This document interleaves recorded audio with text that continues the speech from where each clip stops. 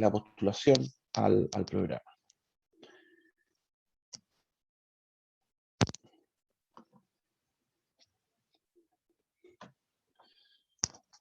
Bien, entonces, este es el doctorado en Ciencias Geológicas de la Facultad de Ciencias Químicas de la Universidad de Concepción, que les habla José Luis Palma, director subrogante.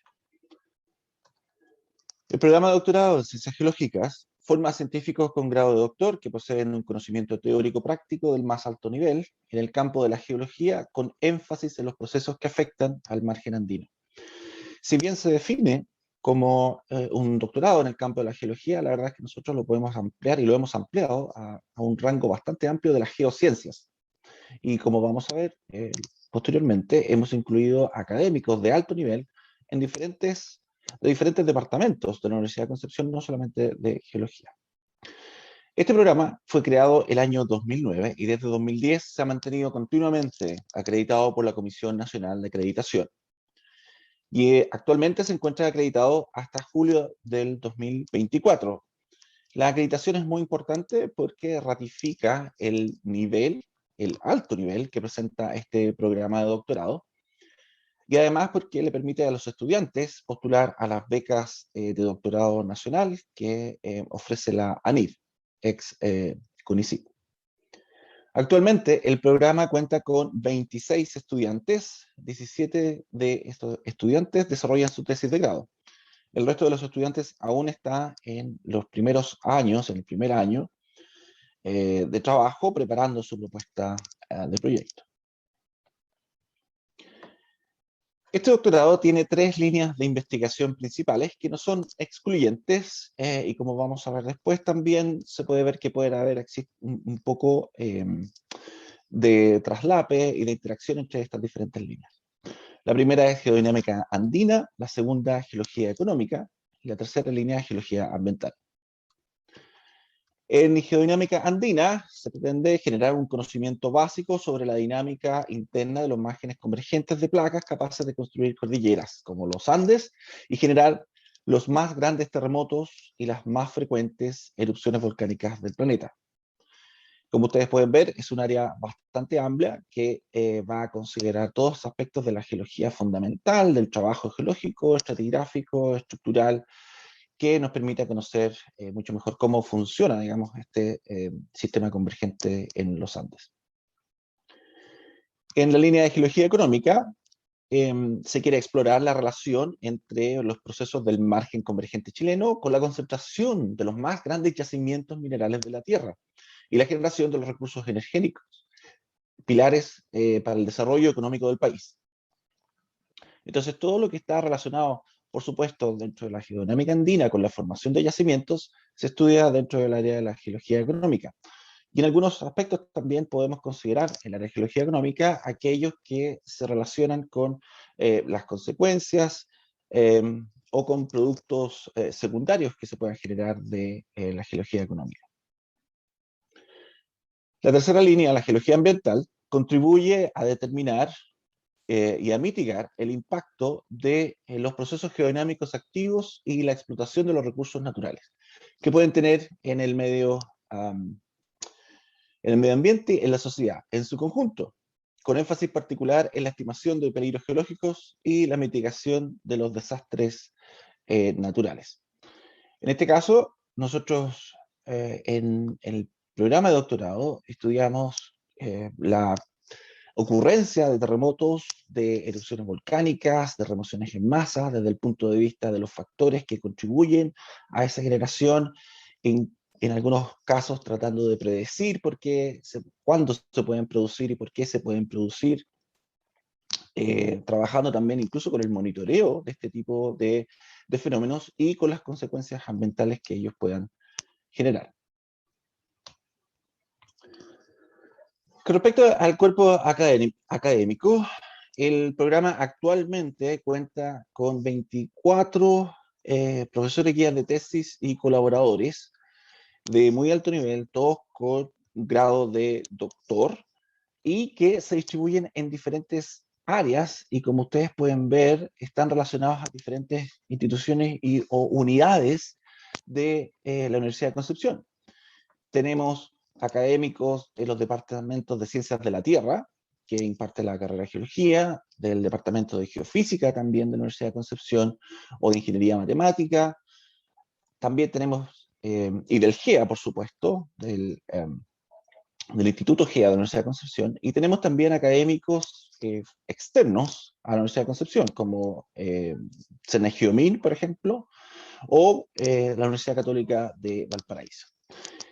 La diferente o la amplia gama de instituciones y unidades académicas de los cuales provienen los académicos de nuestro programa de doctorado fomentan la multidisciplinariedad y favorecen la formación de los estudiantes en todos los diferentes aspectos relacionados con su tema, pero que por supuesto se puedan abordar de distintas perspectivas. Y esto es uno de los grandes características, cualidades que tiene nuestro programa, si es que se compara, digamos, con algunos otros programas similares en Chile. Además de los académicos que están formando el claustro y que son guías de tesis, nosotros también tenemos profesores visitantes que nos colaboran con el trabajo de tesis, y esos profesores visitantes también pertenecen a diferentes instituciones de Chile y que tienen, por supuesto, digamos, una alta calidad y renombre, digamos, en los temas que ellos se desarrollan. Siempre nosotros también estamos actualizando la lista de profesores que participan, y cuando es necesario, nosotros también siempre apoyamos al estudiante y sus profesores guías para incorporar a nuevos académicos que puedan aportar al mejor desarrollo de las tesis doctorales. Con respecto al plan de trabajo de este programa de doctorado, nosotros tenemos una planificación de 4 años. En el primer año, el estudiante debe cursar asignaturas fundamentales. Uno de ellos es Geología, Procesos y Recursos del Margen Andino, que en realidad repasan y también le permiten al estudiante aprender sobre diferentes temas relacionados obviamente con todo lo que tenga que ver con el margen andino, ¿verdad? Tenemos una asignatura especial de elaboración de proyectos de investigación que le enseña al estudiante obviamente para preparar estos proyectos de investigación, es que el estudiante deberá preparar su propuesta de proyecto de tesis junto a su profesor guía durante el primer año de trabajo. Tenemos la asignatura de herramientas cuantitativas en geociencias, que también es una asignatura fundamental del primer año, en la cual los estudiantes aprenden a trabajar en lenguaje de programación para resolver problemas cuantitativos en las geociencias de diferentes temas que siempre se les van a estar presentando, y sobre todo le permite al estudiante enfocarse desde una perspectiva cuantitativa algunos problemas que se pueden presentar en su propio tema de investigación. Todos los temas de investigación pueden tener, digamos, algún tipo de enfoque cuantitativo. Además, nosotros pensamos que la formación cuantitativa de los estudiantes es fundamental para el futuro desarrollo de su profesión. En el segundo semestre tenemos lo que nosotros denominamos seminario de proyecto de tesis, en el cual el estudiante debe preparar la propuesta de proyecto final, con la cual va a seguir trabajando durante los 3 años siguientes. Y junto a todas estas asignaturas fundamentales tenemos cursos selectivos, muchos de ellos son impartidos por académicos del propio programa de doctorado, pero también los estudiantes pueden tomar asignaturas selectivas de otros programas de posgrado de la Universidad de Concepción. El segundo año comienza con el examen de calificación y defensa del proyecto de tesis. El examen de calificación es más que nada un examen oral en el cual el estudiante debe demostrar que conoce los principios y tiene el conocimiento fundamental sobre el tema que él va a desarrollar. Y la defensa del proyecto de tesis es esencialmente la presentación y defensa de esa propuesta que estuvo trabajando durante el primer año de trabajo. Desde ahí en adelante, el estudiante se aboca principalmente a trabajar en su tesis de grado, con el apoyo obviamente de su profesor guía, pero también de una comisión de tesis. Y esta comisión de tesis estará constituida por profesores escogidos por el estudiante o la estudiante junto al profesor guía, con académicos del mismo programa o también con algunos académicos externos que puedan aportar y que puedan apoyar al estudiante o presentarle nuevas perspectivas sobre el tema que va a estar desarrollando. Esto permite enriquecer entonces el feedback, la retroalimentación que el estudiante va a tener durante todo su trabajo en sus temas y en sus publicaciones. Como dice en la línea de abajo, uno de los requisitos fundamentales para graduarse de doctor es que el estudiante presente 2 artículos científicos del tipo Web of Science, que son artículos científicos de alto nivel, y que, en los cuales deberá participar como primer autor o como segundo autor, aunque se prefiere que sea de primer autor. Uno de ellos tiene que estar enviado, aceptado, y el otro debe estar al menos enviado. ¿Qué es lo que ofrece nuestro programa? Bueno, primero que nada, el apoyo para postular a las becas ANI de doctorado. Las postulaciones al programa se abren, bueno, ya están abiertas, y una vez que el comité de posgrado de este programa decida cuáles son los estudiantes que van a participar en el programa de doctorado, nosotros inmediatamente comenzamos a ayudar a todos los estudiantes que ingresan al programa para en la postulación a la beca ANID de doctorado. ¿Ya? Para nosotros es muy importante que los estudiantes puedan conseguir ese tipo de financiamiento de tal manera de asegurar ese apoyo económico y apoyo también para la realización de su doctorado durante los 4 años del programa. Típicamente, la fecha límite para enviar esta postulación a la beca ANID es a mediados de diciembre, por tanto, entre octubre y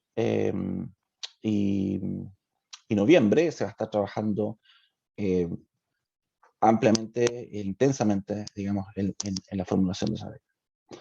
Segundo, la posibilidad de recibir apoyo económico de la Universidad de Concepción. Bueno, para aquellos estudiantes que no logran conseguir la beca, la Universidad de Concepción también ofrece 2 tipos de becas. Una es la beca de exención de arancel y la otra es la beca de estipendio. La primera, obviamente, exime al estudiante de pagar el arancel del programa de doctorado, y la segunda entrega al estudiante una suma, digamos, de dinero que le permite vivir. No es una suma no completa, no igual a la suma que ofrece la beca ANID, pero es una suma bastante importante, digamos, y le ayuda mucho al estudiante. Siempre pensando, por supuesto, que el estudiante, si es que no se adjudica la beca ANID, tendrá muchas oportunidades y posibilidades de adjudicárselo el próximo año, cuando comience su segundo año de trabajo doctoral. Tercero, la posibilidad de aprender inglés a un nivel mínimo B1 con cursos especializados que se imparten en la Universidad de Concepción. La Universidad de Concepción tiene un programa que se llama English Online, en el cual se les enseña a sus estudiantes, bueno, se les enseña inglés, obviamente, desde el punto de vista escrito y para hablar inglés, y es de bastante buen nivel. Este programa, a quienes están participando del programa de doctorado. Cuarto, trabajar un espacio exclusivo para los estudiantes del programa de doctorado. Nosotros en la universidad tenemos una cabina que es esencialmente un espacio exclusivo y dedicado para todos nuestros estudiantes de doctorado. Eso permite que todos los estudiantes trabajando ahí puedan interactuar, puedan ayudarse, puedan incluso comenzar a potenciar sus temas a partir de trabajos multidisciplinarios, juntando el conocimiento de diferentes estudiantes, juntando las metodologías que están ocupando y que están aprendiendo los diferentes estudiantes, y además les permite un ambiente adecuado para que puedan concentrarse y realizar todo el trabajo que necesitan durante el programa. También obviamente ofrecemos el aprendizaje en un ambiente multidisciplinario con reconocidos expertos en el área de ciencias de la Tierra y otras áreas complementarias. Como nosotros vimos en la lista de académicos, tenemos académicos de diferentes unidades, expertos en diferentes temáticas, y todos ellos típicamente van a estar aportando siempre al trabajo de los doctorantes. Típicamente durante las presentaciones vamos a tener la presencia de estos profesores, ellos van a estar comentando sobre el trabajo que se está realizando y presentando diferentes perspectivas, y como les decía anteriormente también, los estudiantes estarán trabajando con una comisión, con profesores que les ayudará, digamos, en su trabajo. Por último, y muy importante también para la formación de nuestros doctorantes, es la posibilidad de realizar pasantías de investigación en el extranjero o realizar el doctorado en modalidad doble titulación con una universidad extranjera. Para el programa y la Universidad de Concepción también es importante que se puedan generar estos vínculos con otros programas en universidades extranjeras, donde los estudiantes obviamente puedan participar y enriquecer sus conocimientos a través de estas pasantías. Nosotros ya hemos tenido la experiencia de muchos estudiantes que han estado 3 meses o más fuera de Chile trabajando con expertos de reconocimiento mundial en otras universidades, y nosotros queremos fomentar ese tipo de cosas. Si el estudiante y los profesores guía creen que es posible realizarlo, el comité de posgrado, la dirección de posgrado y la universidad va a estar apoyando completamente este tipo de trabajo colaborativo. Bien, ahora, con respecto al proceso de postulación, los postulantes deben contactar a un académico del programa para integrarse a uno de los proyectos de investigación ofrecidos para comenzar el año 2022. Existe una lista de proyectos que tienen una descripción, tienen adjunto un documento que describe los proyectos y también un video asociado que los académicos anexan a esta descripción, que permite contar de qué se trata el proyecto, en general, por lo menos. Entonces, los estudiantes deben contactarse con el profesor que está ofreciendo ese proyecto de doctorado, y a través de ese contacto entonces comenzar con la postulación. Se va, por supuesto, digamos, a revisar cuáles son las disponibilidades de los estudiantes, cuáles son las capacidades de los estudiantes, si es que pueden trabajar o no pueden trabajar, y muchas veces se pueden contestar muchísimas dudas que el estudiante pueda tener sobre el programa y sobre el proyecto. Entonces, el primer paso siempre es contactar al profesor que ofrece el proyecto de doctorado. Si el estudiante tiene interés en otro tema que no está dentro de la lista de proyectos ofrecidos, también puede comunicarse con algún académico del programa para evaluar la posibilidad de crear un proyecto nuevo. Es decir, dada la lista de académicos que nosotros tenemos en nuestro programa, y el estudiante ve, digamos, que existe algún académico con el cual quiera trabajar o algún tema específico que alguno de los académicos desarrolle, pero que nos está ofreciendo ese tema, entonces por supuesto que el estudiante también puede contactar a ese académico para ver la posibilidad de generar un proyecto. Para postular, se recomienda visitar el sitio web que se encuentra acá, que es de la dirección de posgrado, es donde dice posgrado.udec.cl, y en ese sitio web se enumeran todos los requisitos y los pasos a seguir, los procedimientos a seguir para la postulación del estudiante. Ahí existe un formulario, el cual el estudiante debe llenar, debe registrarse y debe llenar el formulario, y debe enviar la lista de documentos también que se lista en ese lugar.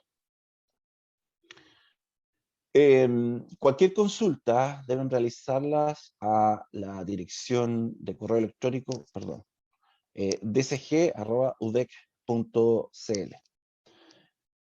Nosotros también solicitamos el envío del currículum vitae y 2 cartas de recomendación a ese correo electrónico.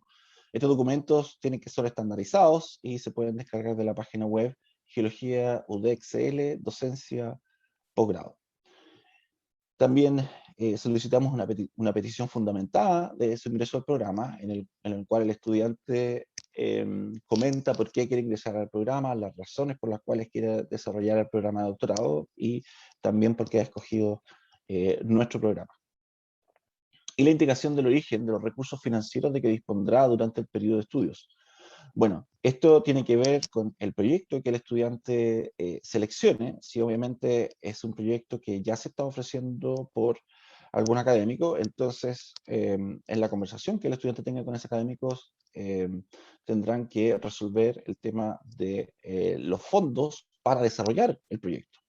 Al mismo tiempo, el estudiante debe mencionar si es que necesita una beca para subsistir o no, y en eso obviamente se le va a ayudar, digamos, con las diferentes becas a las cuales el estudiante puede postular. Si es que el estudiante puede de alguna manera financiar parcialmente o totalmente sus estudios, también es importante que el estudiante lo mencione. Quiero mencionar también que en esta dirección web de Geología UDXL Docencia Posgrado se encuentra la lista de los proyectos que se están ofreciendo. Les quiero adelantar, eso sí, que en este momento existen solamente 3 proyectos que están listados en ese lugar, pero que próximamente podrán incluirse nuevas propuestas de proyectos, ¿ya? Para que, si es que hoy revisan esa lista y no encuentran un proyecto de interés, pueden revisarla la próxima semana y probablemente encontrarán más proyectos que les pueden interesar. Entonces, las fechas importantes del proceso de postulación. El periodo de postulación del programa comienza del 22 de septiembre al 2 de noviembre del 2021. Eso es con respecto a las fechas oficiales. Eso no quita que ustedes desde ahora ya puedan comenzar a juntar sus documentos, por supuesto. El periodo de examen de admisión comenzará inmediatamente cuando se cierre el periodo de postulación, entre el 2 de noviembre al 12 de noviembre de este año. Será bastante rápido y durante ese tiempo se espera también tener una entrevista con los estudiantes para que ustedes también revisen su disponibilidad. La información de los resultados de la postulación se enviará el 16 de noviembre de este año. Y bueno, como le había dicho, la postulación a las becas de doctorado aún están por definir, pero se espera que todos los estudiantes que entren a nuestro programa postulen a esa beca. Entonces, desde el 16 de noviembre hasta mediados de diciembre se va a estar trabajando arduamente en esa postulación. El programa comenzará en marzo del próximo año. Y bueno, nosotros esperamos que el próximo año ya podamos tener actividades presenciales normales. Durante este semestre ya la universidad está comenzando gradualmente a incorporar esas actividades y esperamos que el próximo año sea así. En cualquier caso, nosotros les estaremos informando acerca de cuál será la modalidad de trabajo de los estudiantes de doctorado. Tengan claro que cualquiera sea el caso, nosotros como programa siempre hemos apoyado a los estudiantes en todo lo que nosotros hemos podido para que ellos puedan seguir trabajando en su programa, en su proyecto de doctorado, a pesar de no poder estar participando presencialmente en la universidad. Y hemos tenido incluso algunos estudiantes que están trabajando de sus casas con familiares o algún otro lugar donde les acomoda más. ¿Ya? Somos bastante flexibles y siempre les vamos a presentar todo el apoyo posible a nuestros estudiantes. Bueno, les dejo entonces con la dirección que está ahí abajo, Geología UDXL Docencia Posgrado, para que ustedes se informen más acerca de este programa y las consultas a correo electrónico dsg@udec.cl.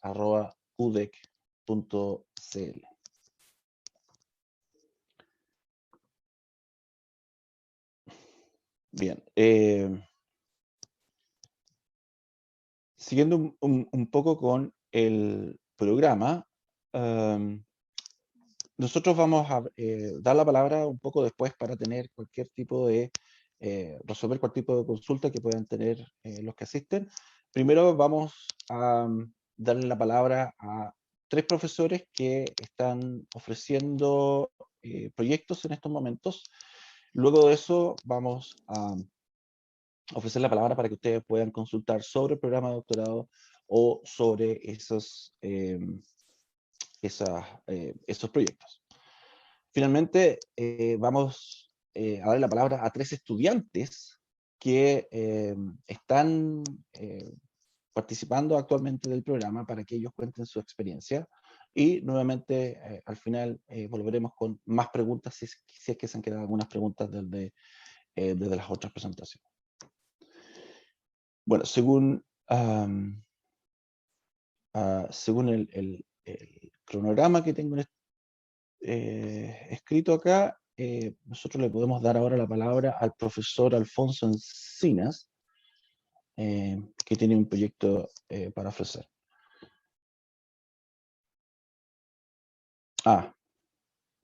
Me dicen que el profesor Encinas tiene algunos problemas para unirse a la presentación, pero el profesor Luis Lara creo que ya podría presentar su proyecto. Luis, no sé si estás por ahí. Sí, hola. Dale nomás, Luis. Hola, ¿qué tal? Sí, gracias por la oportunidad. Aprovecho de saludar a todos los que están conectados en este momento. Así muy brevemente, digamos, porque la descripción tratamos de hacerla en el formato de la oferta de tesis y en ese pequeño video, pero así en palabras, digamos, les podría comentar lo siguiente. En primer lugar, el tema de tesis que estamos ofreciendo es parte de ya una línea que venimos siguiendo con el profesor Andrés Tazara de la Universidad de Concepción, que busca entender las condiciones en las que se produce el volcanismo del ambiente oceánico, digamos, intraplaca, en particular en la placa de Nazca, como una manera de entender sus procesos a escala global. Y en un primer proyecto nos interesaba entender cómo funcionan las plumas que producen las etapas principales de ese volcanismo, y ahora en el proyecto Fondesit que estamos iniciando, nos interesa entender en particular cuáles son las condiciones físicas en las que ocurre una etapa del volcanismo de las islas oceánicas, o los montes submarinos, digamos, que es el que se llama la etapa de volcanismo rejuvenecido, que es una etapa de actividad póstuma, tardía, que ocurre cuando la isla o el monte submarino ya no se encuentran directamente sobre la pluma que inicia este proceso.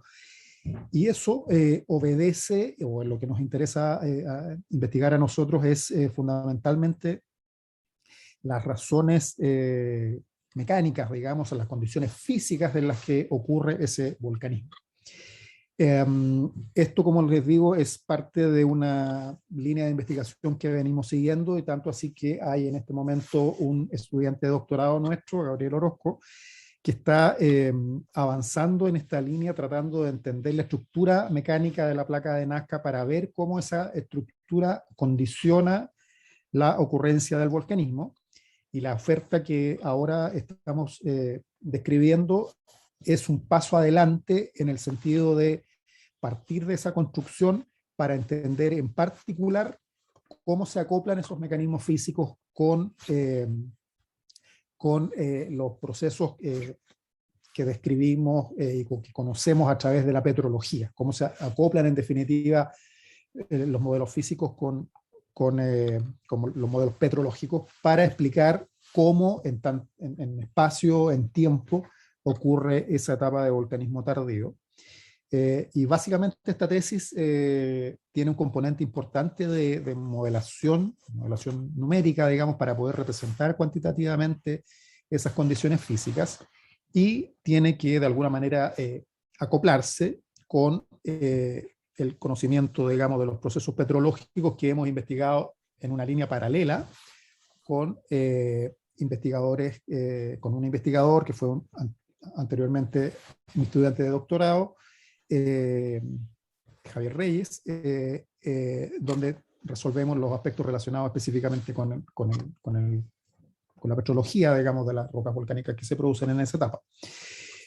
Entonces esta tesis tiene fundamentalmente un componente de modelación para entender estos mecanismos físicos, pero necesita de alguna forma integrarse con los antecedentes petrológicos que se conocen o que se están desarrollando en paralelo en esa otra línea. Y en definitiva, el objetivo es entender por qué, en qué condiciones en particular ocurre la fusión parcial que produce ese volcanismo y cómo ascienden esos magmas y cómo eso pasa en términos del tiempo y el espacio, fundamentalmente porque hay una incógnita a nivel global, hay una controversia, digamos, a nivel global respecto de cuál es el origen de estas etapas que se observan en otros lugares, en Hawái, en las Galápagos, en las Islas Canarias, eh, pero no es totalmente clara la razón. Y a nosotros nos interesa explorar esas condiciones mecánicas en términos de el efecto que puede ejercer, o los efectos combinados, digamos, que produce la subsidencia termal de la placa oceánica, la carga diferencial que ejercen los otros volcanes dentro de esa placa oceánica que hacen que se deforme y se flecte, el empuje vertical que puede estar ejerciendo el manto, y todo eso en un contexto concreto que utilizará como caso de estudio la dorsal de Juan Fernández, donde hemos trabajado durante más tiempo, pero con la intención de que ayude a explicar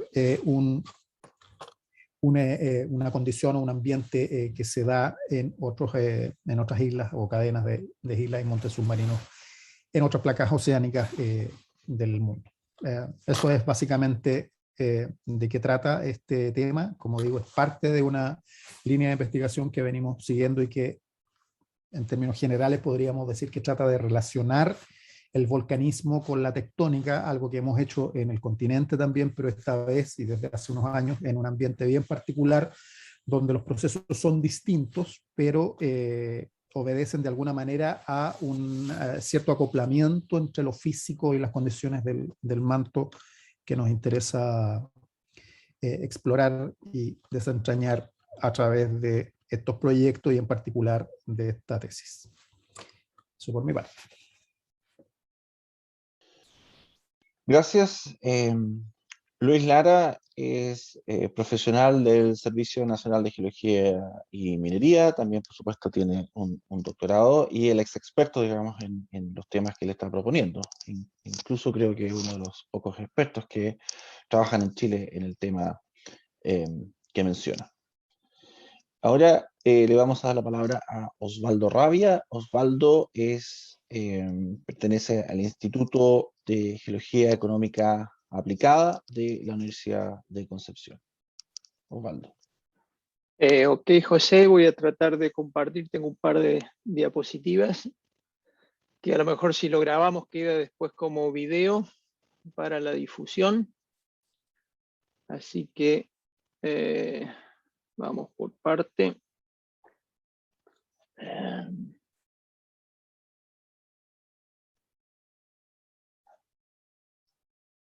Acá.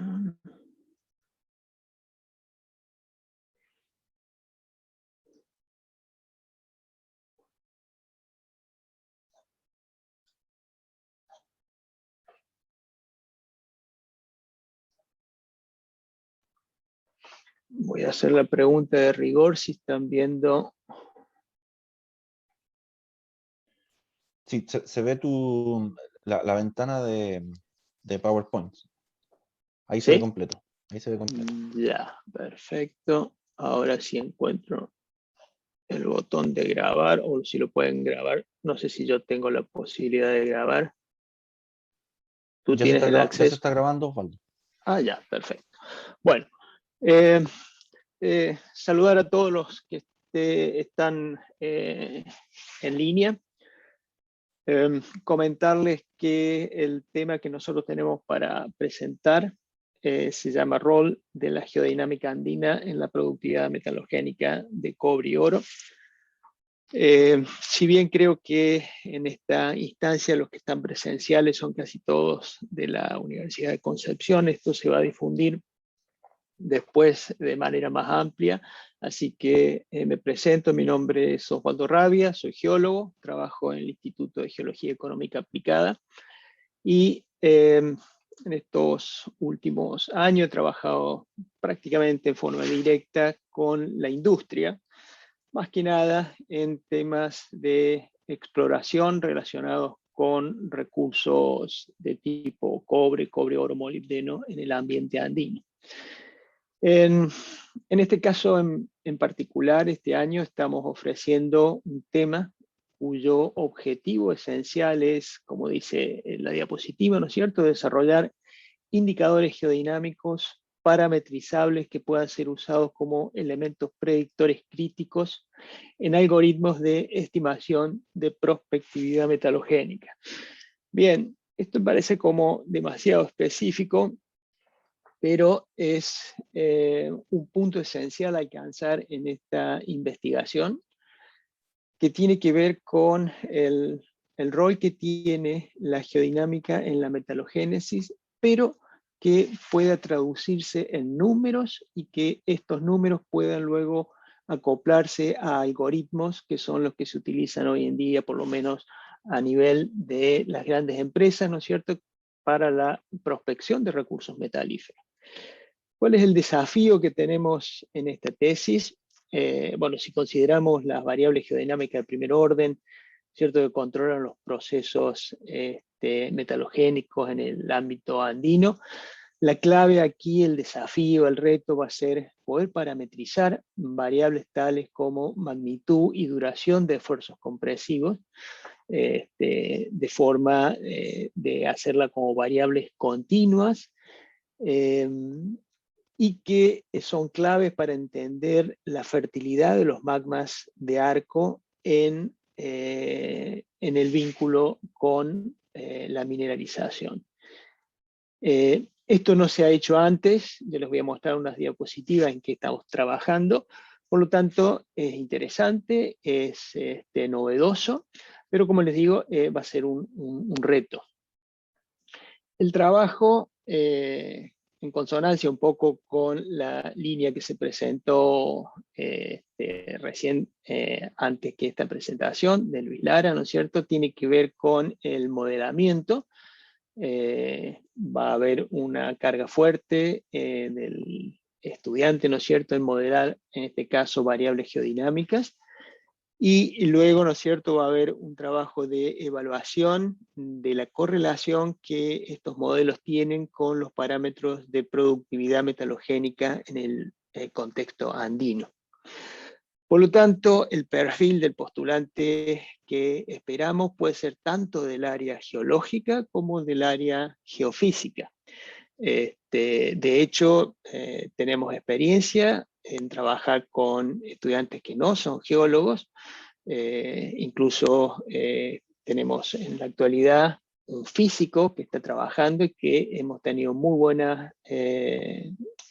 resultados.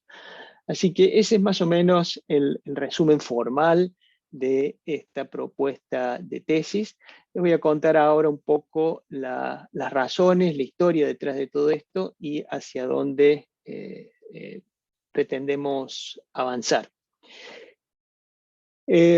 Como lo mencionó el director subrogante en la charla inicial, ¿no es cierto?, la estructura de este programa de doctorado se fundamenta en 3 líneas básicas, que es la geodinámica andina, la geología económica y geología ambiental, y también tiene áreas de interacción o de traslape, algunas más activas que otras.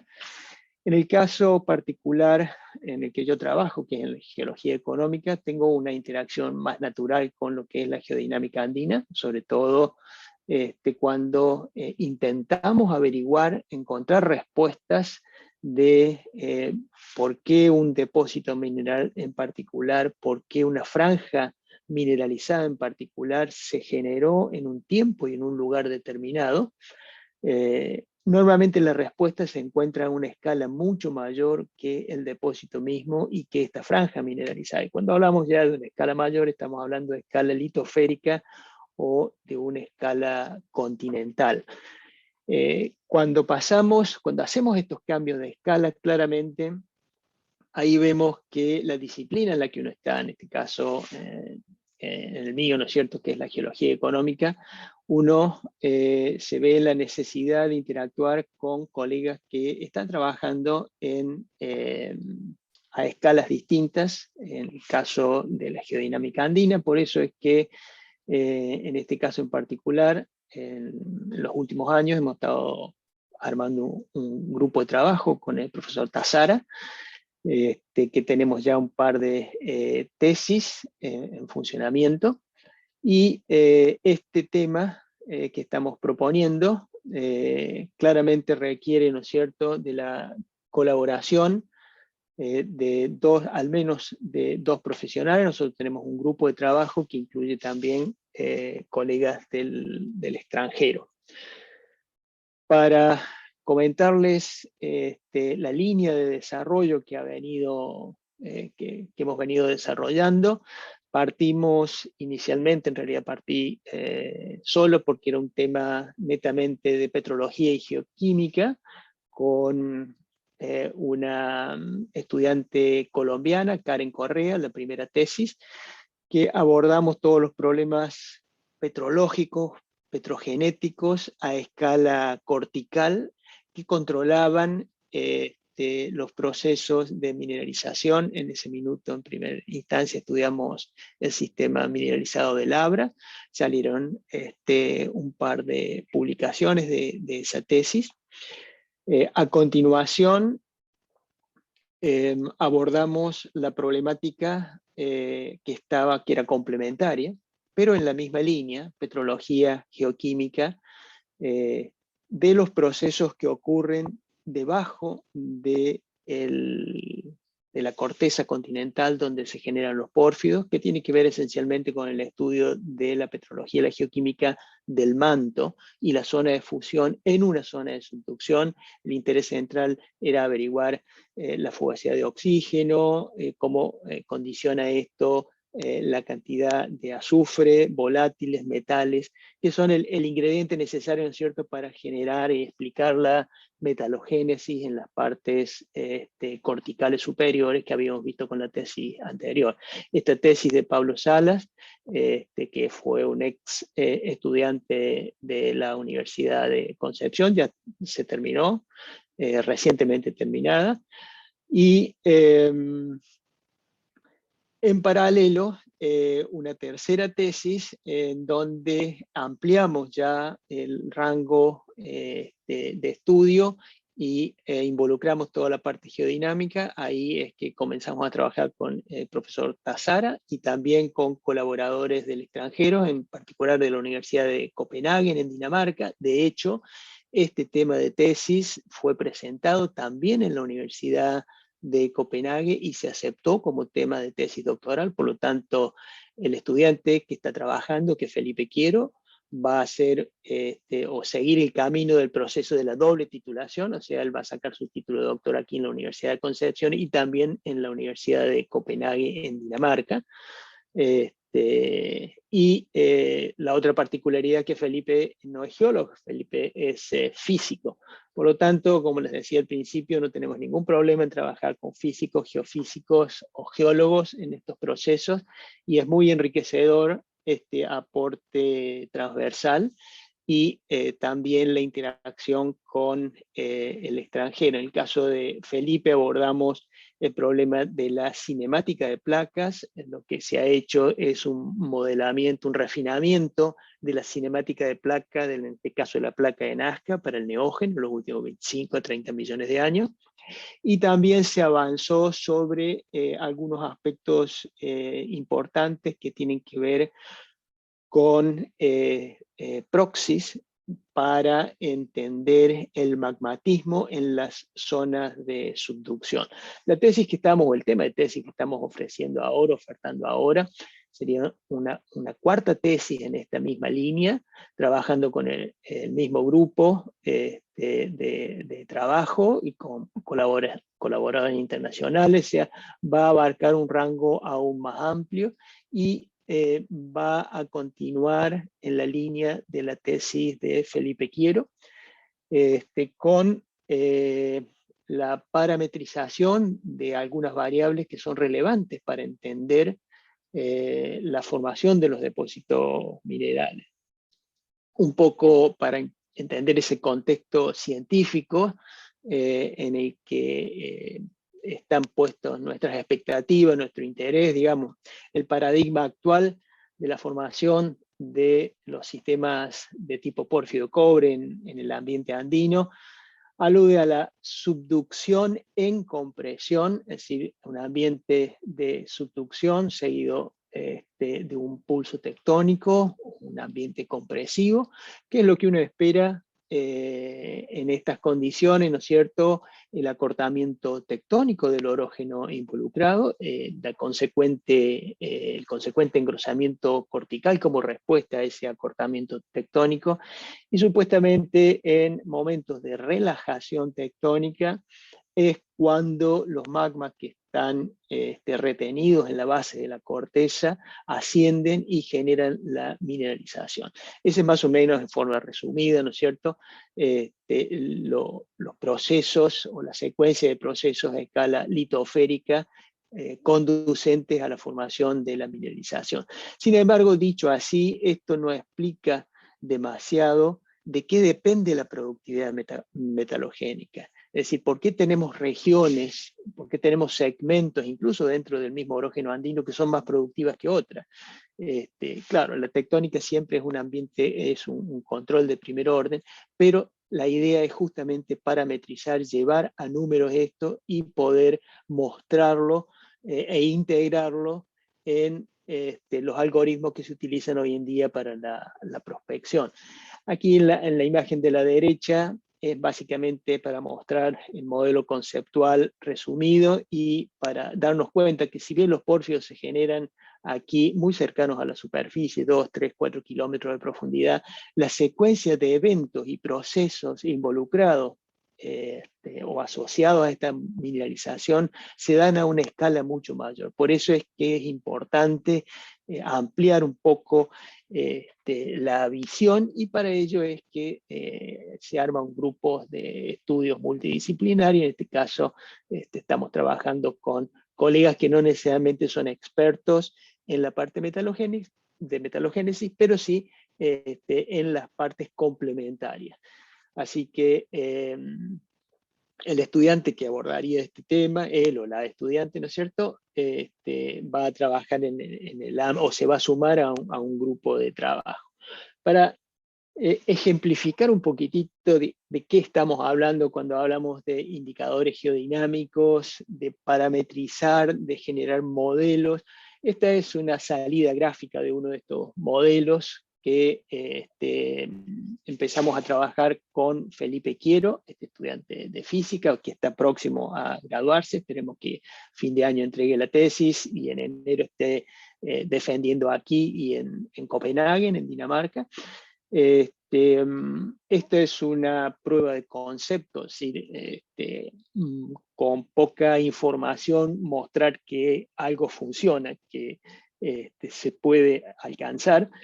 Básicamente lo llamamos KTPN, es un indicador geodinámico que está relacionado con la tectónica compresiva.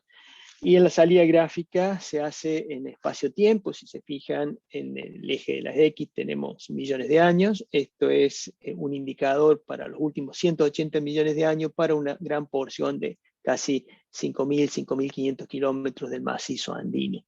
Es decir, cada punto en este mapa, cada punto tiene una representación, tiene un valor asociado de manera continua. Este es el desafío para lograr cuando vamos a abordar aspectos tectónicos como esfuerzos, duración de esfuerzos, etc. Y por supuesto lo estamos correlacionando, estos puntos negros que están aquí, marca la posición en cuanto a edad y la posición en cuanto a latitud, en este caso particular, de depósitos minerales. Entonces se analiza luego la interacción o la correlación en realidad entre estos depósitos y los indicadores que estamos generando. Otro ejemplo, este es un proxy de la productividad ígnea para los últimos 80 millones de años, también de este segmento andino. Esto también lo hicimos con la tesis que está en curso, la de Felipe Quiero, que esto ya es más que una prueba de concepto. En realidad ya tenemos un manuscrito escrito, esperemos poder enviarlo pronto. Y todo está en la misma línea, es decir, tratar de sumar información para entender, como dicen los gringos, de big picture, la película completa, la imagen global a escala tanto litosférica como continental, de por qué hay ciertos segmentos que están mineralizados, otros no, otros con más mineralización y otros con menos. Las respuestas a esto siempre van a dar trabajos interesantes, de alto impacto, publicables, y a su vez con una finalidad práctica, que vamos a incidir en la sociedad. Para entender entonces el problema de fondo que queremos abordar, una de las salidas, uno de los productos más importantes de la tesis que está terminando ahora Felipe Quiero va a ser un modelo geodinámico para el neógeno que nos muestra, esto ya se envió a publicación ahora, que nos muestra que tanto los Andes del Norte como los Andes centrales han tenido o han sufrido o han estado sometidos más o menos a las mismas condiciones geodinámicas en cuanto a la interacción de Sudamérica y la placa de Nazca. Adicionalmente, sabemos que la historia colisional de los Andes del Norte es más o menos similar a la de los Andes centrales. En el Andes del Norte, la dorsal de Nazca está colisionando, ¿no es cierto?, a la latitud de Perú. Juan Fernández, como mencionaba Luis Lara, está colisionando aquí en la zona central, a la latitud de Valparaíso, pero vino colisionando desde el norte hacia el sur. Por lo tanto, podríamos decir que la evolución geodinámica para el neógeno, para el Mioceno en particular, de los Andes del Norte y de los Andes centrales son equivalentes. Sin embargo, cuando uno analiza el tonelaje de cobre generado, cobre y oro, generado en los Andes del Norte y los Andes del Sur, o en los Andes centrales hacia el sur de esta área, son significativamente distintos. Y cuando digo significativamente distintos, en las estadísticas que estamos llevando, tenemos 370 millones de toneladas de cobre de diferencia. Entonces, la gran pregunta acá es ¿por qué? ¿Por qué hay una productividad distinta en estos dos ambientes, siendo que las condiciones geodinámicas eran similares? Entonces volvemos a cuestiones fundamentales. ¿Qué controla la productividad metalogénica en una zona de subducción? Y como les digo, la respuesta a esto siempre va a ser un trabajo, un paper de alto impacto, pero también estamos abordando cuestiones que impactan directamente al funcionamiento de nuestra sociedad, es decir, entender dónde podemos ir a buscar o prospectar metales. Y la respuesta es que la productividad en realidad es la misma, quiere decir que en los Andes del Norte todavía tenemos 370 millones de toneladas de cobre para ir a prospectar, o sea, hay una oportunidad de negocio. Por eso también en esta tesis nosotros estamos ya en negociaciones para recibir el apoyo, ¿no es cierto?, de la industria, que si bien ellos están abocados a algo muy particular, que es la exploración y la producción de metales, siempre, por lo menos en mi caso, hemos tenido el apoyo para cosas académicas como una tesis doctoral. En ese sentido, la relevancia que tiene este tema está en el siguiente contexto. Por todo conocido es el efecto del cambio climático, ¿no es cierto?, y la agenda mundial de descarbonización, o sea, de pasar a energías limpias. Eso está poniendo mucha presión para optimizar los resultados, más que nada en la exploración de metales y en particular de cobre. Para tener una idea, por ejemplo, Europa tiene lo que se conoce como el Green Deal. Esto significa, es un acuerdo que la Comunidad Económica Europea y otros países han firmado para en el año 2050 convertirse en la primera región del planeta climáticamente neutra. Eso significa que van a tener emisiones neutras en cuanto a los gases de efecto invernadero. Para hacer este pasaje a estas energías limpias se va a requerir entre 4 y 12 veces más cobre que las actuales. Esto ya lo conocíamos de informes del año 2017 del Banco Mundial, ¿no es cierto?, que decía que si la economía se iba a mover hacia bajas emisiones de carbono, que es básicamente lo que estamos viendo ahora, es electromovilidad, los autos eléctricos, en fin, la demanda de cobre subiría prácticamente un orden de magnitud. Para contextualizar esto, en la actualidad a nivel mundial se producen anualmente unos 20 millones de toneladas, o sea, estaríamos pasando a 200 millones de toneladas por año. La noticia es que nos está costando lograr esta meta de las 20 millones de toneladas porque los depósitos se están agotando, las leyes están bajando y en paralelo los éxitos en exploración no son para nada halagüeños. Es decir, estamos teniendo problemas en encontrar, en reemplazar los depósitos que están en producción. Por lo tanto, esa es la tarea que tiene la industria. Desde la academia, ¿qué es lo que aporte queremos hacer nosotros? Bueno, necesitamos claramente llegar a un entendimiento fundamental, como lo que les planteaba, de qué controla la productividad de cobre, que son temas que la empresa no lo desarrolla, no lo puede desarrollar, son temas netamente de investigación científica. Es decir, si queremos aspirar a ese futuro eléctrico, renovable, sustentable, amigable, bueno, vamos a necesitar más metales y esencialmente vamos a necesitar más cobre, porque todo lo que tiene que ver con energías limpias está vinculado a ciertos metales claves y uno de ellos es el cobre, y el cobre hoy por hoy no tiene sustitutos competitivos en el mercado actual. Los Andes es uno de los principales productores de cobre a nivel mundial y como les digo, todavía tenemos, si bien hay más de 100 años de conocimiento acumulado, todavía tenemos muchas incógnitas en las que queremos trabajar desde el punto de vista académico, queremos entender. Así que el desafío está planteado, la invitación está planteada, el tema es interesante, no solamente formalmente, académicamente, como para sacar una publicación, sacar un doctorado, sino que podemos impactar en el bienestar, en la sociedad, como les digo, apoyar esta transición hacia un futuro más sustentable. Bien, eso es lo que tenía para comentar José Luis. Muchas gracias, Osvaldo. Muy interesante el proyecto que estás proponiendo. Estoy seguro que van a haber muchos estudiantes interesados.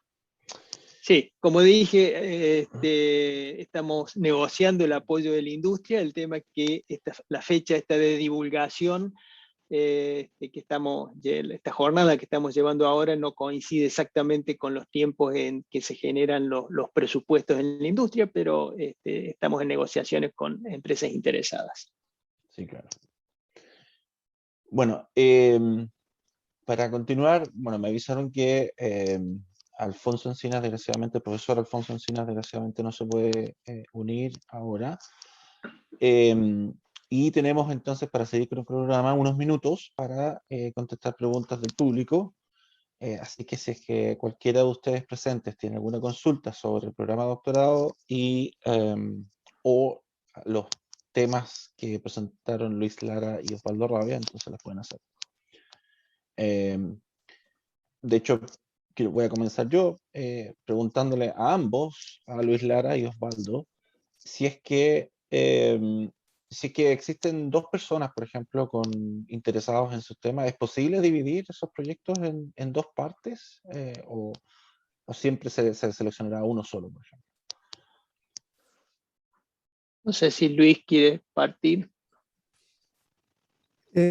Bueno, gracias. La verdad es que no nos hemos puesto, digamos, en ese escenario. Pero frente a eso, digamos, sin analizarlo más en profundidad, podría decir dos cosas.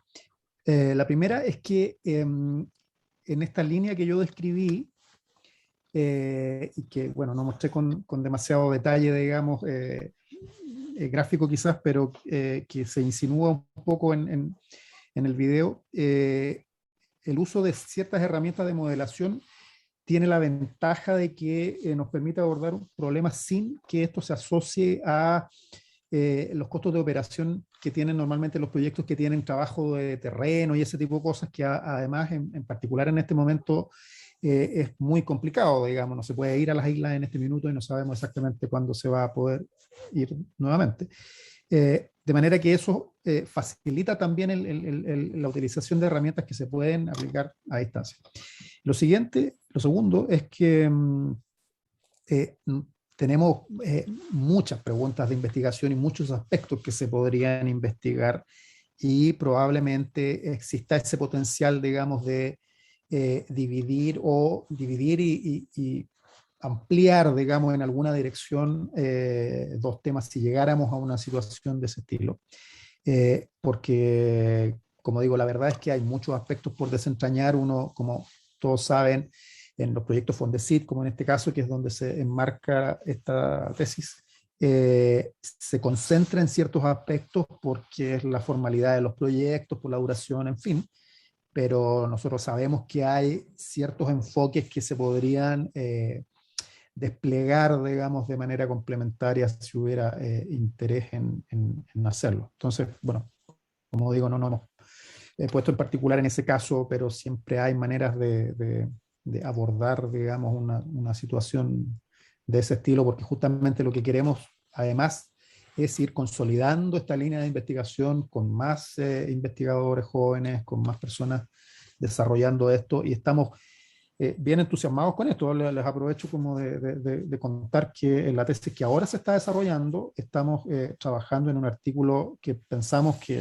si todo sale bien, podría llegar a ser bien importante, digamos, y eso produce, digamos, un estímulo en nosotros mismos, así que el entusiasmo para explorar, digamos, más posibilidades está en su punto máximo, diría yo.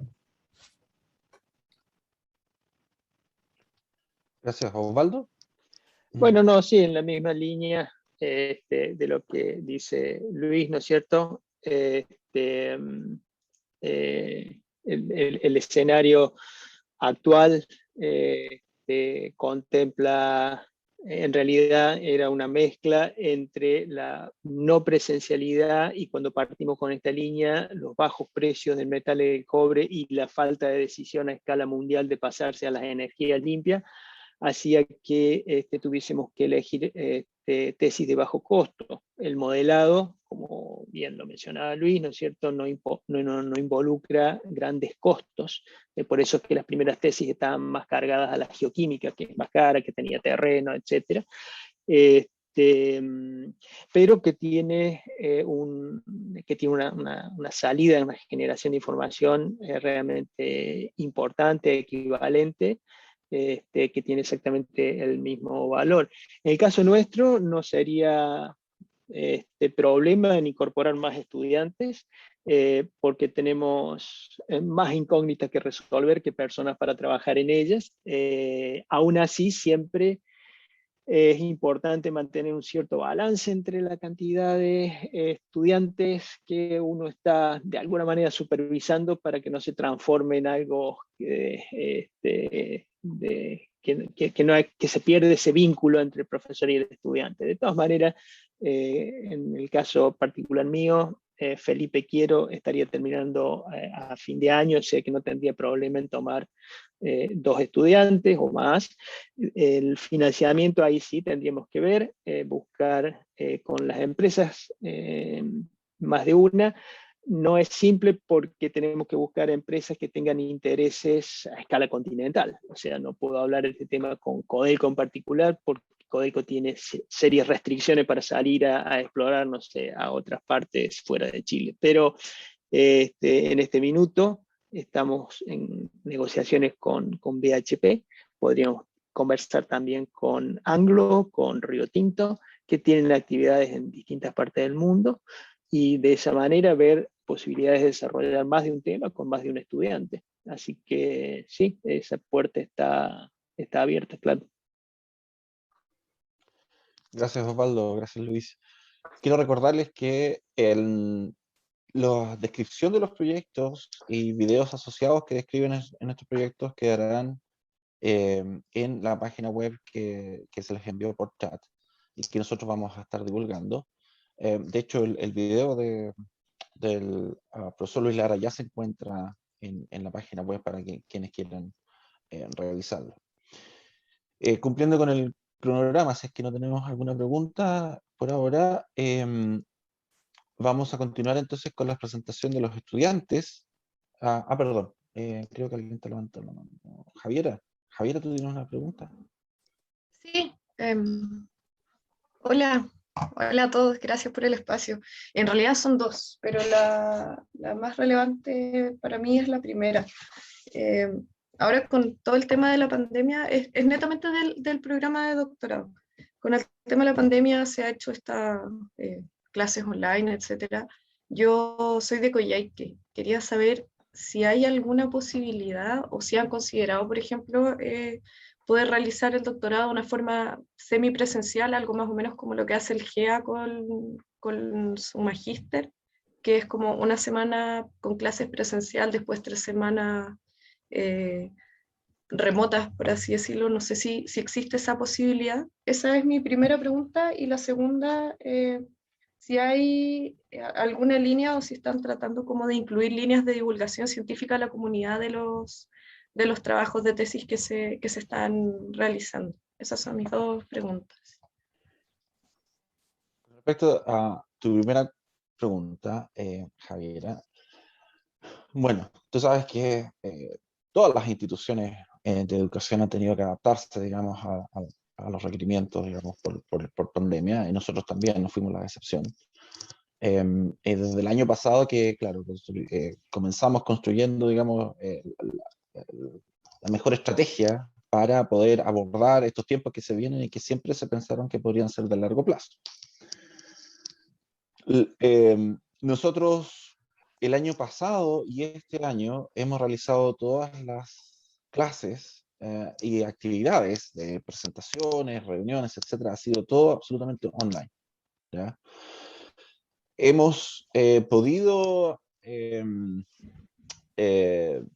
desarrollar, bueno, algunos estudiantes que tenían que realizar trabajos en laboratorio y que eran urgentes, pudieron hacerlo. Fueron pocos, sí, porque obviamente durante al menos durante el 2020, cuando no se sabía mucho, había muchísimas restricciones para el trabajo presencial, y solamente aquellos que tenían trabajo que era muy urgente, de hecho, no tanto siquiera en la geociencia, más en otras áreas, podían ir a realizar los trabajos a la universidad, ya cumpliendo ciertos protocolos, obviamente.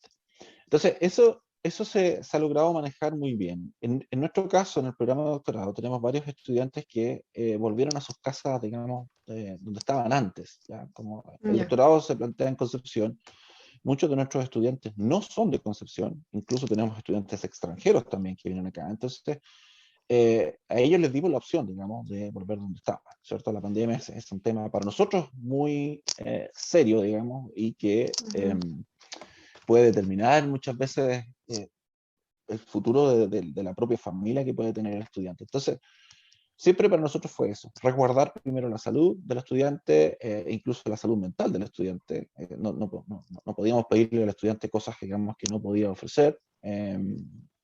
Algunos estudiantes que han tenido algunos problemas también nosotros le hemos tratado de ayudar, problemas específicos relacionados a la pandemia. Entonces, nosotros lo hemos abordado de esa manera. ¿Qué es lo que va a pasar? ¿Qué es lo que está pasando ahora?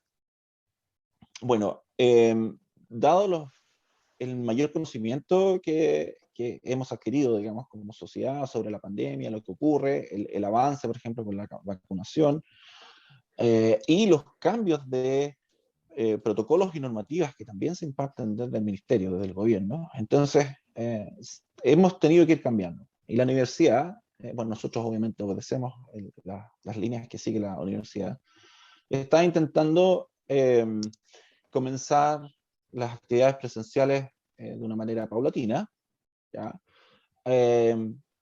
Sobre todo, obviamente, apoyando a aquellas que son las más necesarias.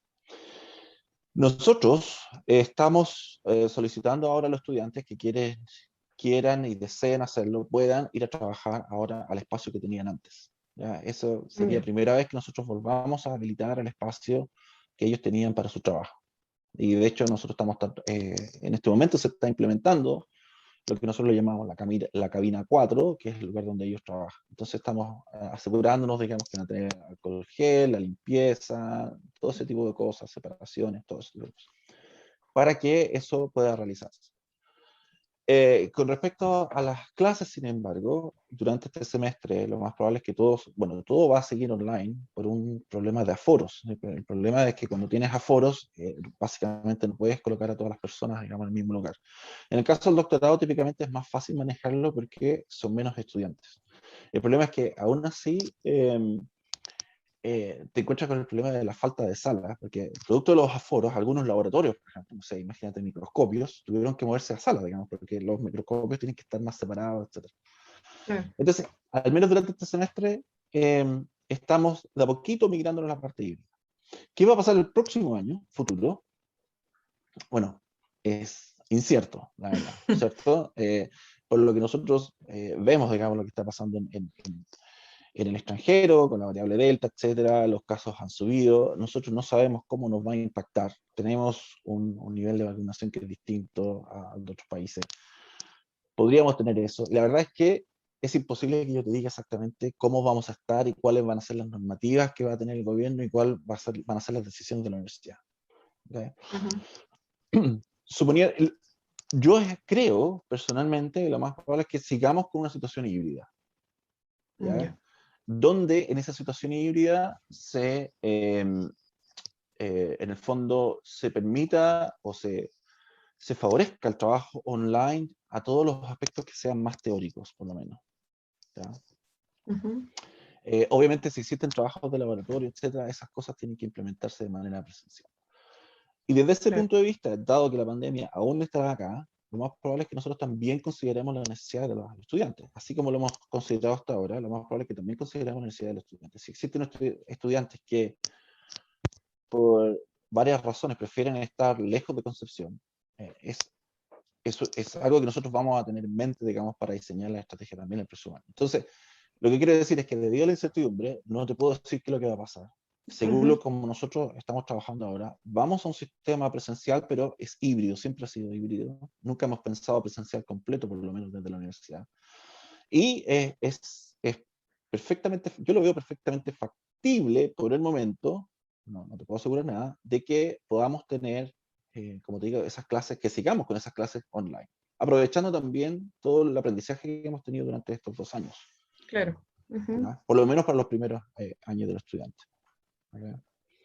Y con respecto a tu segunda pregunta, la verdad es que no me quedó muy claro. Si me puedes explicar un poquito más a qué te refieres. Si te refieres a algo de la gestión del programa o si te refieres a algo de trabajo de estudiantes. Claro, más que nada, la pregunta va como dirigida a que si dentro de los trabajos de tesis va a haber, o por lo menos los académicos están pensando en que la línea de divulgación científica igual sea una línea potente, tal vez obviamente no la más relevante porque la investigación bruta es la que pesa en este contexto, pero tal vez que haya una cierta relevancia en generar divulgación a la comunidad. Esa era la pregunta.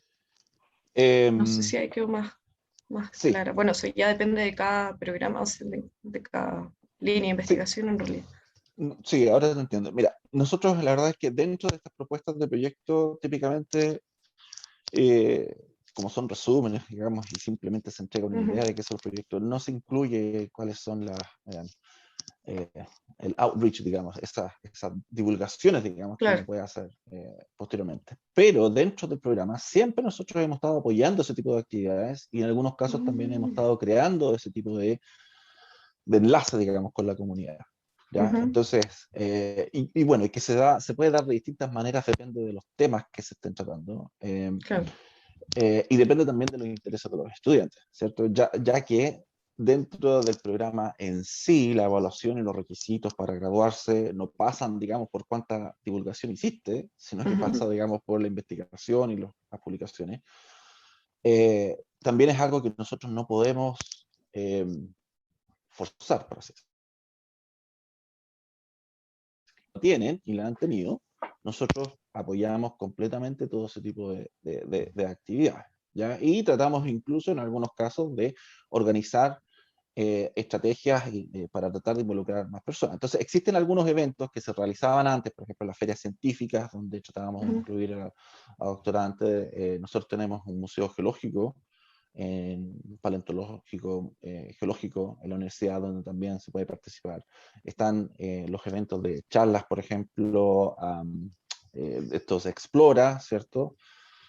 Etcétera, etcétera. Nosotros también tenemos un periodista que trabaja con nosotros y que nos ayuda también para hacer divulgación de estas cosas. Entonces, nosotros intentamos que los trabajos de nuestros estudiantes sean divulgados. Si algún estudiante además quiere divulgar algo en específico, también es divulgado. Entonces, como te digo, nosotros siempre estamos, digamos, por el apoyo, apoyando ese tipo de actividades, pero no es algo que nosotros estemos imponiendo o que sea un requisito, Ya, por lo súper. menos como parte del programa.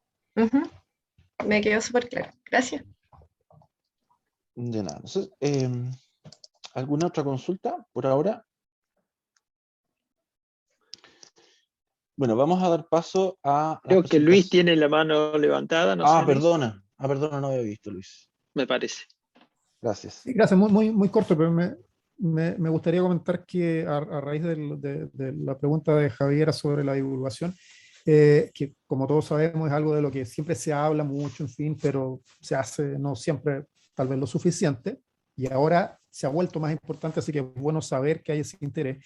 Y al menos lo que puedo decir yo en el contexto de las tesis que se desarrollan al alero de proyectos Fondesit, por ejemplo, es que los proyectos Fondesit tienen una obligación, o las bases concursales, digamos, de desarrollar ciertas actividades de divulgación y que, digamos, uno lo cumple porque es parte de la obligación, pero siempre se puede hacer más y es una muy buena idea, digamos, partiendo del interés conjunto que podemos tener los profesores y los tesistas, es aprovechar, digamos, esos resultados justamente para desarrollar, digamos, actividades de divulgación científica en el marco de esos proyectos, digamos. Ahí no es algo forzado, sino que es algo que de alguna manera está concebido, solo que su forma es algo que a veces cuesta desarrollar porque nos concentramos en los resultados científicos, digamos, y los compromisos en esa línea. Pero perfectamente se puede, está puesto en el diseño, digamos, inicial de esos proyectos, y es muy buena idea, digamos, pensarlo un poco desde el principio, más que al final, digamos, en términos de una actividad puntual, sino que como parte de quizás de una estrategia más larga, digamos. Así que efectivamente eso yo creo, por lo menos en ese marco, digamos, está casi garantizado, ¿no? Sí, gracias, Luis. Buen punto. De hecho, a propósito de la divulgación que se incluye en los proyectos Fondesit, no sé si alguno de ustedes me puede recordar si es que la divulgación es algo que se incluye en las becas de doctorado, ANID. No, ahí sí que no estoy seguro. Yo no recuerdo, pero creo que no. En las becas, que yo sepa, yo evalúo becas y no es como una obligación, pero hay un punto donde se les pregunta en el formulario de postulación a los becarios cómo su investigación va a ser, digamos, como un aporte a la sociedad, no sé El qué. impacto. Y claro, y en ese espacio uno suele leer que todos declaran, digamos, interés por no solo el impacto que tiene el resultado, por ejemplo, lo que comentaba el profesor Rabia respecto de esa tesis, que uno se lo puede imaginar directamente, sino que además en términos de cómo se hace esa transferencia a la comunidad en general, digamos, no solamente a un sector. Y normalmente los postulantes se explayan en eso, manifestando el interés en realizar o participar de actividades de divulgación, en fin, comentan incluso su participación previa en actividades de ese estilo, como las que comentabas tú, que el programa hace o la universidad hace en un contexto más amplio. Entonces, no es algo que esté parametrizado, como el currículum o como otras cosas, pero es un componente importante, lo que significa, igual que lo que comenté de los proyectos Fondesit, que es que de alguna manera el sistema de ciencia chileno también se ha ido moviendo a eso y va enviando ciertas señales de que eso es importante. Yo no me extrañaría que en un año o 2 años sí nos evalúen directamente por la realización de esas actividades, y yo creo que eso de alguna manera da cuenta del interés que hay también sobre el tema, digamos. Así es que juega un papel, no tal vez formal y directo, pero está visible, digamos, y es bien evidente. Sí, sí, claro. Sí, bueno, eso en realidad ha existido por mucho tiempo, digamos, ¿no? No he visto muchos cambios en términos de que el peso que tiene la evaluación de los proyectos de las becas, lo que uno informa sobre divulgación. Pero bueno, sí, ese es un aspecto sumamente importante. Nosotros lo tenemos claro dentro del programa de doctorado, que es un aspecto muy importante y siempre, bueno, vamos a estar apoyando cualquier iniciativa de divulgación. Bueno, entonces, ahora sí que no veo ninguna otra mano levantada. Ok. Le vamos a dar la palabra a 3 estudiantes de nuestro programa para que cuenten sus experiencias. Vamos a tener las presentaciones de Matías Carvajal, Javiera Gerding y Joaquín Julve, y vamos a partir con nuestro estimado Matías. Adelante más. Gracias, José. Voy a compartir, voy a mostrar un poquito acá. Ya. Estas diapos son simplemente de apoyo nomás, nada más que eso. Asumo que se ve bien. Sí, si pueden maximizarlo mejor. Sí, eso. déjenme esconder estos paneles. Ya, ahí sería bien el completo. Ya, pues, buenos días a todos. Gracias por la invitación. Chuta, y partí con la última. Estamos al revés. Acá. Ahí sí. Bueno, ya saben cómo termina esta cuestión. Ya. Bueno, quería contarles muy brevemente, en realidad, lo que ha sido mi experiencia en el programa de doctorado de geología. Y bueno, la verdad yo no vengo a venderles nada, no vengo a vender mucho, simplemente a contarles mi experiencia, y ojalá que la evidencia les voy a mostrar los motive y las motive para que puedan ingresar a este programa, que lo encuentro excelente y muy diverso. Entonces, bueno, yo soy ingeniero civil de formación. Eso ya algo pareciera curioso, pero la verdad que yo no creo que sea tan curioso. A mí siempre me preguntan qué hace un ingeniero en un programa de doctorado de geología. Y bueno, yo ingresé a ingeniería en la Universidad de Santa María en Valparaíso. Yo soy de la quinta región. Ingresé porque me gustaban los terremotos, y en particular yo lo que quería hacer era diseñar estructuras como edificios para que soporten terremotos. Y cuando estaba en la Santa María, al momento de elegir mi tema de tesis, que iba a ser sobre terremotos, por supuesto, ocurrió el 2010, el tsunami del 2010, terremoto y tsunami del 2010. Me di cuenta en realidad ahí que lo más grave, o sea, lo que mató más gente, que lo más desconocido por todo fue el tsunami, más que el terremoto mismo. Afortunadamente en Chile la ingeniería sísmica es súper buena, pero en tsunami estamos un poquito pobres, un poquito atrás. Entonces, por esa razón me metí para estudiar, entender mejor los tsunamis, me metí a hacer un magíster en oceanografía. Bueno, en mi tesis de ingeniería civil también fue sobre tsunami, para entender más lo que pasaba en el mar y los procesos que ocurren ahí, todo el tema de la onda y todo. Y terminando mi magíster de oceanografía, me di cuenta de que, bueno, en realidad era obvio, pero me di cuenta que necesitaba saber más sobre la tierra sólida, porque los tsunamis no se generan por sí solos, ¿cierto? Se generan por terremotos. Bueno, en mi caso, lo que me interesa particularmente, por terremotos en zonas de subducción, y se generan, como ustedes saben, por la deformación del fondo marino, la cual depende de hartas cosas, o sea, incluso depende de la edad de la placa. La edad de la placa determina la temperatura, de la misma, la temperatura determina el ancho o la zona que está acoplada, la que genera el terremoto, y ese ancho determina la magnitud del terremoto, y eso determina el tamaño del tsunami. Así que me di cuenta que me faltaba, si quería hacer un buen trabajo, me faltaba saber más de geología, y esa fue la principal razón por la que entré al programa. Bueno, y los logos de arriba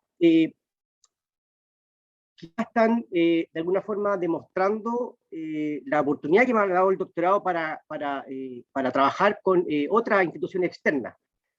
con el Servicio Geológico de Canadá, que les voy a mostrar un poquito, la Universidad de Victoria. Bueno, tuve la oportunidad de participar en un Fondesit de Marcos Moreno, ahí del Departamento de Geofísica de la Universidad de Concepción, y ahora soy co-investigador de un Fondesit, también de un profesor guía de aquí de la Universidad Católica de Valparaíso. Esto, bueno, mis profes, mis tutores directos, el apoyo directo que tengo en la Universidad de Concepción son principalmente estas 5 personas: mi profesor guía, Marco Cisterna, si bien es de la Pontificia Universidad Católica de Valparaíso, bueno, él pertenece al claustro del doctorado de Geología de la UDEC, y ahí él, bueno, su expertise en la paleosismología, básicamente estudiar terremotos pasados, prehistóricos, para entender mejor lo que puede ocurrir en el futuro. Ignacia Calisto, del Departamento de Geofísica de la Universidad de Concepción, experta en modelación de tsunami. Marcos Moreno, también de Geofísica de la Universidad de Conce, experto en deformación cortical durante el ciclo sísmico. Daniel Melnik, que participa activamente en el programa de doctorado, es de la Universidad Austral, y Andrés Tazara, también ahí de Geología, del Departamento de Ciencias de la Tierra de la UTEC. Bueno, este video que está acá, no quiero aburrirlo mucho, no puedo esconder esto, disculpen. La se vea, no sé si se ve, pero bueno. La cosa es que este video, que muestra una simulación de un tsunami reciente en el Océano Pacífico Norte, desde Alaska, bueno, ahí está llegando la onda ahí a Estados Unidos. La cosa que muestra, o es evidencia de la oportunidad que me ha dado el doctorado de trabajar, bueno, con gente externa, internacional, y también enfocarme en problemas científicos, no solo en Chile, o sea, en otras zonas de subducción. En este caso en particular estamos tratando de ver cómo, esto fue un terremoto que ocurrió hace un mes o 2 meses atrás, el 28 de julio de este año, y que fue un terremoto de magnitud 8.2 y fue muy chiquitito el tsunami. La pregunta es por qué, y nosotros, bueno, tenemos una idea de por qué fue chico este tsunami, y tiene que ver con la profundidad donde ocurrió la ruptura, el terremoto y todo. Bueno, y un trabajo que acabamos de mandar ahí al ATU para presentarlo, ojalá ahora en diciembre de este año. Tuve la tremenda oportunidad de ir de visitar por 6 meses la Universidad de Victoria en la isla de Vancouver. Todo esto, por supuesto, en el marco del doctorado. Gracias al doctorado fui como estudiante de la UDEC, fui por 6 meses, como les contaba, a la Universidad de Victoria. Aquí llegué en verano, también tuve la posibilidad de hacer ahí la universidad, ahí está la universidad de noche, pero en invierno, unos monitos de nieve, ¿cierto? Y allá, bueno, llegué allá, me quedé viviendo, bueno, estos 6 meses en la casa de una hermosa familia con la que actualmente converso siempre. Bueno, aquí estoy yo, aquí está mi hermano, que le digo Sonal, de Sri Lanka, Shahin, de Irán, y mis 2 padres canadienses, que le llamo, que los 2 son bueno, canadienses, por supuesto. ¿Ya? Y ahí hemos hecho, bueno, muy buenas relaciones, hablamos siempre con ellos. Y este es mi grupo de trabajo. Como verán, son todos chinos. Aquí yo soy el único que aparezco por acá, y si bien, bueno, todos trabajan en Canadá, aquí el Skelling One, un científico muy conocido a nivel internacional, bueno, él fue mi supervisor allá en mi estadía, y trabajo actualmente con ellos, bueno, y gracias entre comillas, o algo bueno que se puede sacar de esta pandemia, es que yo justo terminé mi estadía en febrero del 2020, justo cuando comenzó la pandemia, ¿cierto? Entonces, allá las reuniones que teníamos allá semanalmente, ahora las seguimos teniendo de manera virtual. Ellos siguen trabajando desde la casa. De hecho, ayer tuvimos una reunión, terminé a las 11 de la noche, ese fue el problema. Bueno, aquí está una evidencia de eso. Este fue hace un par de meses que saqué esta foto. Son las 10 de la noche, pero bueno, ahora cambiaron la hora, o sea, ahora es peor para nosotros. Bueno, y bueno, eso es lo malo de trabajar con ellos, que uno trabaja a horario de repente un poco desubicado. Pero bueno, también tuve la oportunidad, he tenido la oportunidad de presentar ahí algunos congresos, este congreso arqueológico que se hizo en la Universidad de Concepción, esto fue el año 2018, acá fue presentar algunos pósters en Canadá, aquí les estaba presentando los resultados de mi tesis al director general del Servicio Geológico de Canadá. Acá hice una charla de divulgación a un colegio enseñanza media, súper entretenido.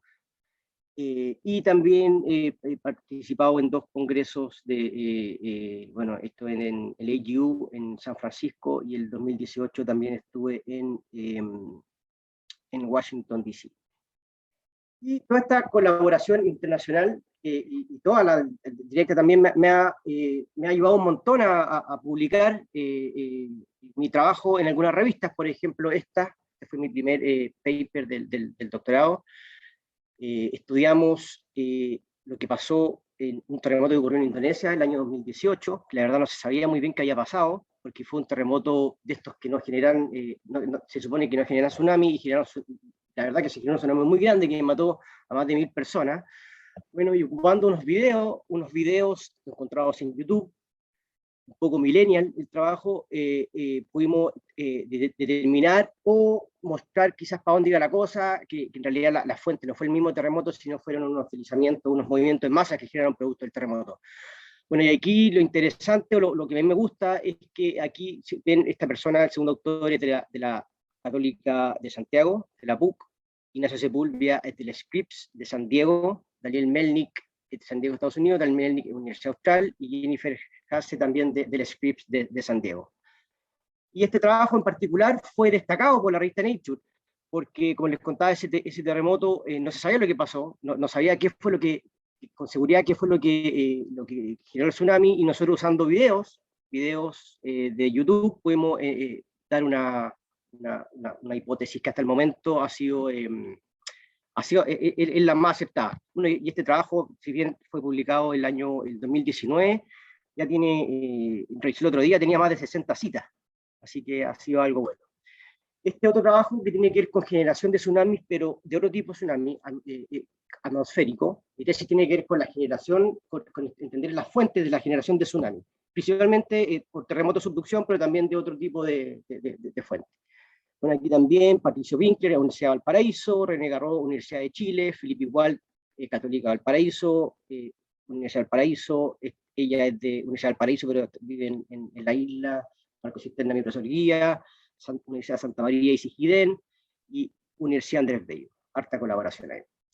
También tenía la oportunidad de estar participar en trabajo de otros colegas. Acá usamos, en este trabajo, usamos los videos que les mostré antes, ahora lo usamos para calcular numéricamente las fuentes de tsunami que ocurrió del terremoto de Palu, Indonesia.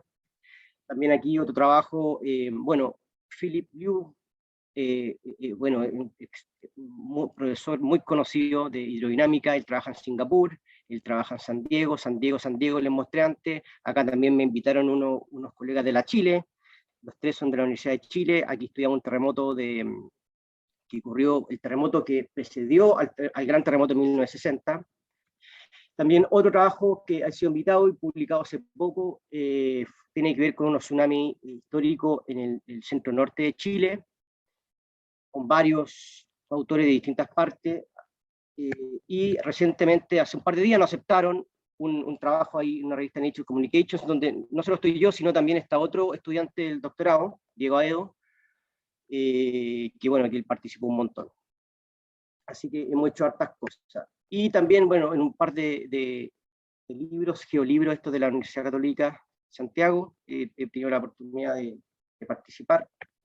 Y ahora estamos, bueno, estamos a mandar un trabajo esta semana con el equipo canadiense o chino, pero se atrasó un poquito, así que estamos, bueno, la cosa es que estamos a punto de mandar lo que sería mi tercer paper para la tesis. Y ahora me encuentro escribiendo la tesis para terminarla en los próximos meses. Eso es todo que quería mostrarles. Ojalá les sirva y los motive. Muchas gracias, Matías. Súper interesante tu trabajo en el doctorado. Me parece fantástico, digamos, todo lo que has logrado. Y aprovecho como hace tiempo que no nos vemos, producto de la pandemia. Bueno, aprovecho ahora, digamos, de felicitarte, digamos, por todo lo que has alcanzado hasta ahora. ¿Ya? Muchas gracias, José. Bueno, le podemos dar la palabra entonces a Javiera Gerding. Quédate por aquí, Matías, porque después vamos Por supuesto, aquí estoy. Vamos a permitir preguntas, ¿ya? Acá me quedo. Ya. Javier, si tú tienes también... Perfecto. Javier, no se te escucha, está silenciada. Perdón, ahora sí. ¿Y ahora sí? ¿Me escuchan? Sí, todo bien, dale nomás. Sí. Bueno, buenas tardes, buenos días en realidad.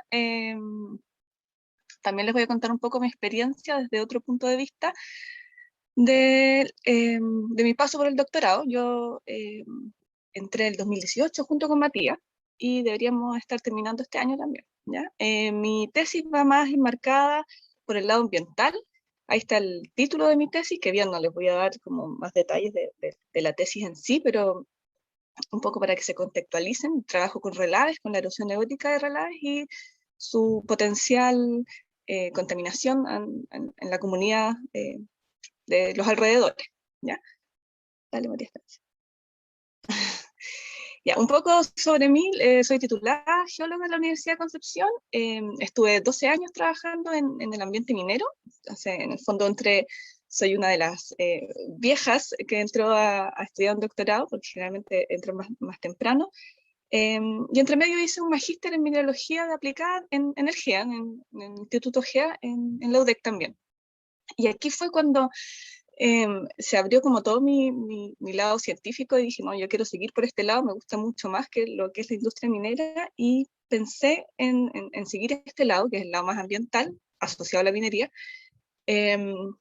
pero claro, tenía la idea, tenía las ganas, pero igual tenía algunos inconvenientes, ¿ya? No era fácil entrar después de 12 años trabajando fuera de la docencia, de la academia, y solo con una idea, sin un proyecto que me financiara. Entonces, mis inconvenientes principales, que puede que alguno de ustedes lo tengan, por eso se los quiero contar, era que mi CV era más bien de industria privada, y que tenía la idea, pero no tenía ningún proyecto que me financiara. Yo quería estudiar los relaves, así como sale en el dibujito abajo, relaves que se erosionaban con el viento y cómo se comportaban en el clima árido o clima semiárido. Pero no era una idea nomás, no tenía nada que hacer. Entonces, bueno, mi primer inconveniente, mi CV sin docencia, no, pensé que iba a ser pensé que iba a ser un inconveniente, la verdad, cuando postulé a la beca CONICYT, ANID ahora, pero me la gané. Entonces, por ahí quiero darles como una idea de que tampoco o sea, siempre se puede, finalmente. Lo que sí, te importaban mucho las notas de la universidad, así que por ahí pude lograr la beca, que era súper importante en el fondo para poder desarrollar en mi caso particular, porque tampoco tenía un proyecto detrás con financiamiento. Y respecto al otro inconveniente, fue súper choro, porque la llegada, yo no llegué a un tema dictado por algún profesor, sino que llegué yo a hablar así como, hola, tengo esta idea, alguien me quiere escuchar, alguien quiere acompañarme, y encontré profesores súper buenos que creyeron en la idea, que fue Juan Morales y Alexei Novoselov. Y bueno, vamos, pues, hagamos, estudiemos los relaves, veamos cómo lo podemos hacer, y bueno, con la ayuda de las instalaciones del Instituto GEA, que tienen a disposición mineralogía y química, pudimos empezar a hacer cosas. Bueno, además, dentro de la beca NID uno se puede postular a otras becas que es complementaria, que igual te dan un poco de recursos para desarrollar tu tesis. Así que con eso, bueno, empezamos a ir a terreno, tuvimos la oportunidad de trabajar en relaves abandonados, ¿ya?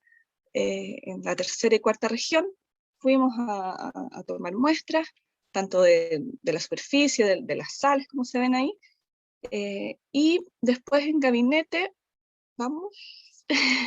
pudimos hacer, como les contaba, con el apoyo de la universidad, del Instituto GEA en este caso, análisis mineralógico, fluorescencia, difracción de rayos X, microscopía electrónica, y con esto pudimos publicar nuestro primer artículo, ¿ya? Que fue publicado el año pasado,